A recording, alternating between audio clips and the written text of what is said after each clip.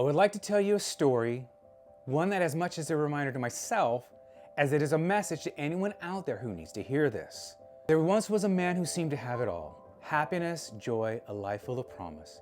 He had a great job, a beautiful girlfriend, amazing friends, and a family that loved him deeply. Life felt complete. But then, little by little, it all began to slip away.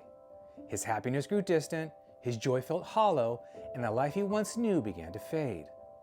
Instead of facing it, he ignored the truth and blamed everything else. He told himself, this is just how life is now.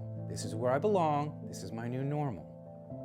One day he stood in front of the mirror and asked himself, what is happening to me? When he looked at his reflection, he barely recognized the person staring back. All he could see was pain, sorrow, and regret. It was as if he was looking at a ghost, a hollow version of the man he used to be. That moment shook him to his core. He broke down, tears streaming down his face, realizing just how far he had fallen. He didn't recognize himself anymore, and that terrified him.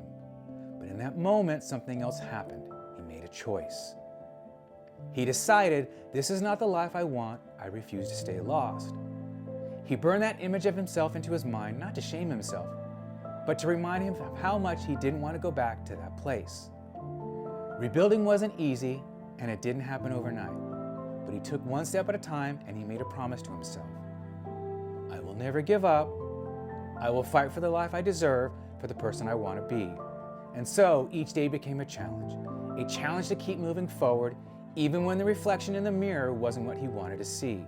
But he reminded himself, that person staring back at me, no matter how broken or unrecognizable, is worth fighting for.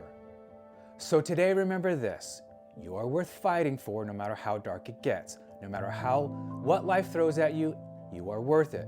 Today is the day to start living again. Stop living in the shadows of the person you used to be. Today is the day to take back control from whatever has been haunting you.